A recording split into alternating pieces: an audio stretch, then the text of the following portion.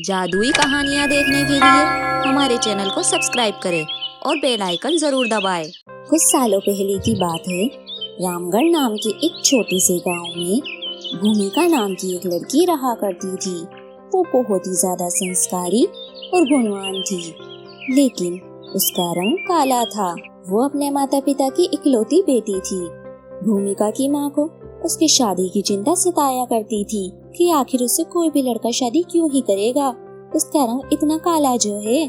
उसके लिए आए दिन रिश्ते आते रहते थे, लेकिन जो भी आता उसके रूप और रंग को देखकर रिश्ते के लिए मना ही कर देता था। बेचारी भूमिका अपने कमरे में बैठी अकेली रोया करती थी। भूमिका की सभी सहेलियों की शादी हो गई थी, लेकिन उसके काले रंग की वजह से उसकी शादी नहीं हुई। उसके पड़ोसी और उसकी बाकी सहेलियां उसका बहुत ज्यादा मजाक उड़ाया करती थी। भूमिका बहुत ही अच्छा खाना बनाना जानती थी। उसे आलू पूड़ी बनाने का बहुत शौक था और घर के सभी चाव से उसका खाना खाया करते थे। उसके हाथों में तो मानो जादू ही था।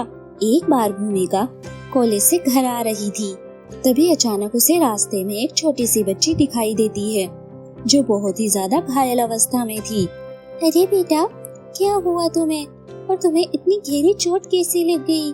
दीदी, मैं यहाँ पर सड़क के किनारे चल रही थी। किसी आदमी ने मुझे टक्कर मार दी अपनी कार से। वो कार बिल्कुल भी सही से नहीं चला रहा था। टक्कर मारने के बाद वो अंकल वहाँ से भाग गए। मुझे संभाला भी नहीं। अरे बेटा, तुम्हें तो बहुत ज्यादा खून निकल रहा है। चलो, मैं तुम्हारी मदद कर देती हूँ। भूमिका उसे तुरंत क्लिनिक लेकर जाती है और उसकी मरहम पट्टी करवा देती है। अब तो बेटा तुम्हें पैरों पे पट्टी भी कर दी है। अब मुझे बताओ तुम्हारा घर कहाँ है? मैं तुम्हें वहाँ पर छोड़ देती हूँ। ठीक है दीदी, आप मेरे साथ चलिए, मैं आपको बताती हूँ मेरा घर किधर है। वो छोटी सी लड़की भूमिका को अपने घर लेकर जाती है। घर का रास्ता इतना लंबा था, तभी भूमिका कहती है, अरे गुड़िया, ये रास्ता तो खत्म ही नहीं हो रहा है। आखिर बेटा तुम्हारा घर कब आएगा? बेटा, मुझे घर भी जाना है। मेरी माँ मेरा घर पर इंतजार कर रही होगी। ये रास्ता तो एक ही जैसा लग रहा है। अरे बस दीदी, मेरा घर तो आने वाला है। ये देखो, आ गया ना। जैसे ही वो छोटी सी बच्ची अपने घर का दरवाजा खोलती है, वहाँ एक अलग ही दुनिया होती है। वो दुनिया बहुत ही ज्यादा सुंदर थी।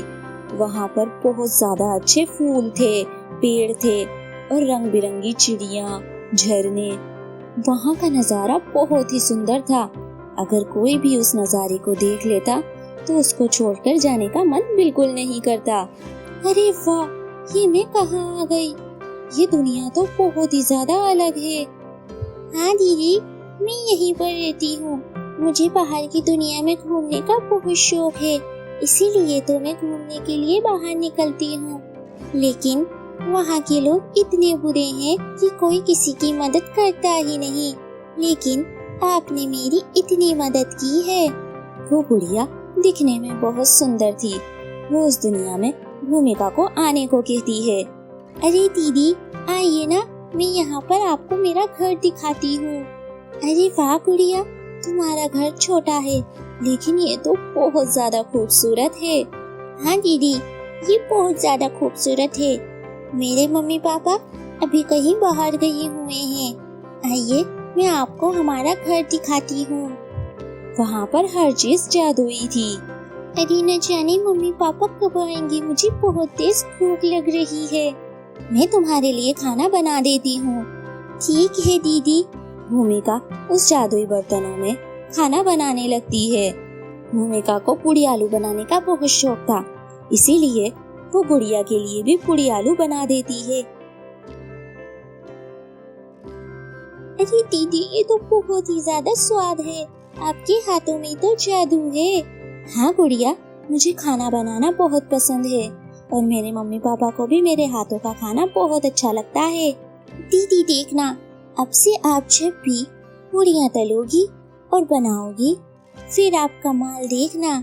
इस दुनिया से बाहर जाने के बाद आपकी जिंदगी पूरी तरीके से बदल ही जाएगी। भूमिका अपने घर चली जाती है। घर जाने के बाद उसे पता चलता है कि उसका रिश्ता एक लड़के से तय हो गया है और लड़के वालों ने बहुत सारा दहेज मांगा है। भूमिका अपने माता पिता को मना करती है, लेकिन फिर भी वो उस लड़के से उसकी शादी करने के लिए तैयार हो जाते हैं, क्योंकि इतने सारे रिश्ते ठुकराए जा चुके थे। अब वो ये रिश्ता खोना नहीं चाहते थे, इसीलिए वो उसकी शादी उस लड़के से कर देते हैं। ससुराल जाने के बाद कोई भी उससे बात नहीं करता था।